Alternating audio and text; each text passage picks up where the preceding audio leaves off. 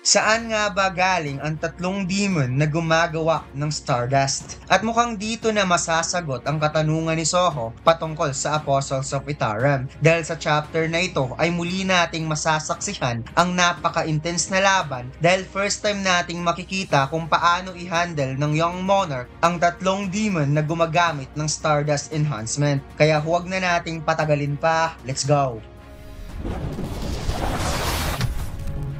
Nagsimula ang chapter na ito kung saan nakatanggap ng quest ang ating bida na tinatawag na Rescue Survivors at mayroong 7 tao na dapat iligtas ni Soho sa kamay ng mga demons.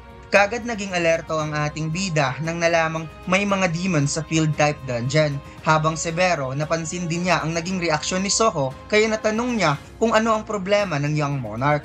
Sinabi ng ating bida na mayroon siyang quest na natanggap at mukhang may mga demonyo na nasa malapit lang na nangingidnap ng tao at nabasa niya ang sinabi ng system na the more people na kanyang ma-rescue, the more reward ang kanyang matatanggap. Kaya naisip niya na baka malalagay sa panganib ang hunter mamaya. Subalit biglang nag-sink in sa utak ng ating bida na sa tingin niya baka may nangyari ng masama sa strike team kung kaya't sinabihan niya si Dugyon na umalis kaagad sa dungeon. Kaya natanong ni Dugyon kung paano ito nalaman ni Soho, nasagot naman ng ating bida, kutob ko lang.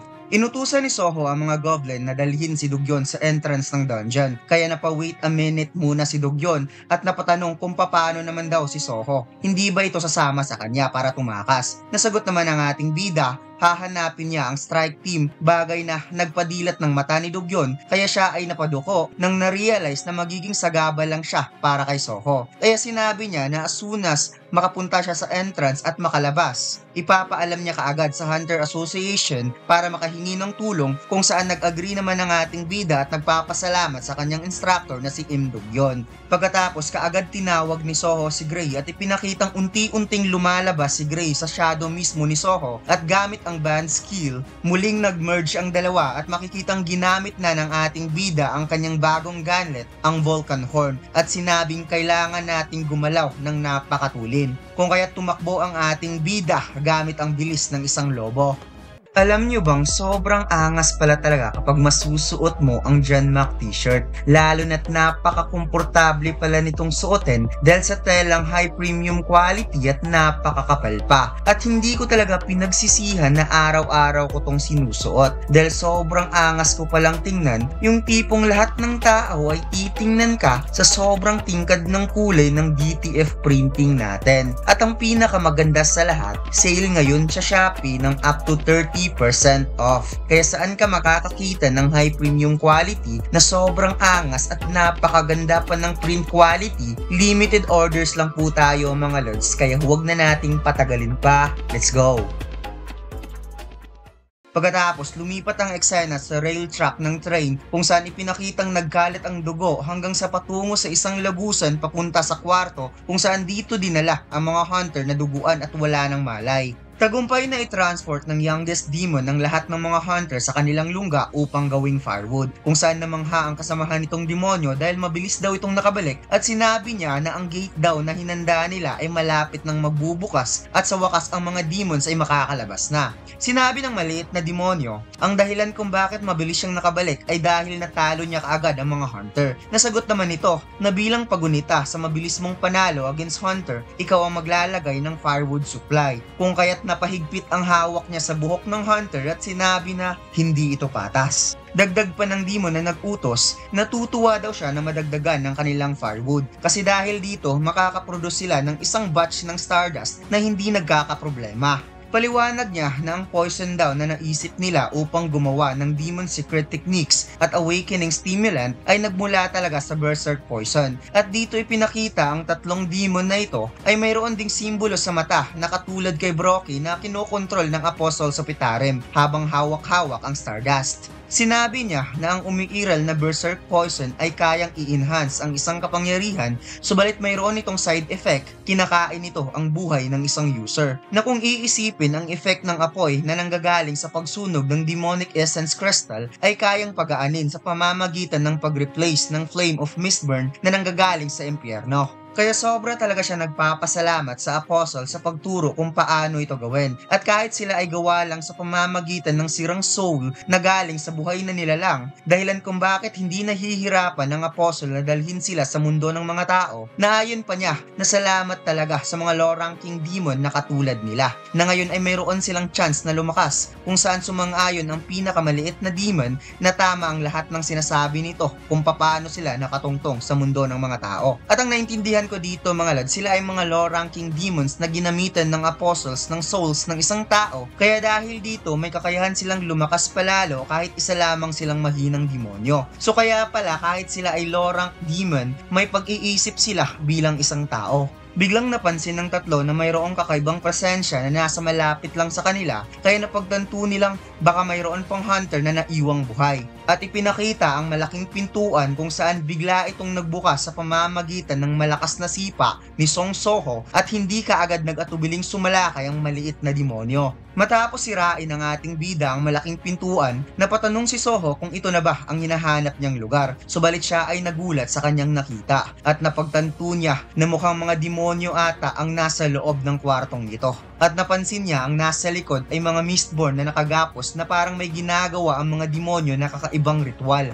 Muling tiningnan ng ating bida ang system at nakita niya ang 7 survivors na buhay pa naman ito at ligtas. Subalit siya ay nagulat sa napakabilis na atake na nagpadilat sa kanyang mata nang nakita na nasa liig niya na ang espada ng youngest demon monster. Subalit kahit sa pinakamaikling segundo, nagawa pa rin itong maiwasan ni Soho, bagay na ikinagulat ng youngest demon. Kagad nakabalik sa posisyon ng ating bida at tinanong niya ang tatlo kung sila ba ang pumatay sa mga hunters dahil nakita niya ang dugo sa daanan papunta sa lugar na to. At mabilis nag-unleash ng counter-attack si Soho towards sa youngest demon na nagawa naman itong madepensahan, subalit tumalsik pa rin siya sa lakas ng suntok ng ating bida. Sinabi ng dalawang demonyo na nasa likod na gawa daw nitong maiwasan ang atake ng kanilang youngest demon kahit na-enhance ang ability nito gamit ang Stardust. Kaya di nag-atubili ang dalawa na kunin ang sarili nilang Stardust upang kainin. Muling sumalakay ang youngest demon at nagsagawa ng matinding slashes towards Soho na kaagad namang sinasabayan ng ating bida sa pamamagitan ng napaka-accurate na suntok.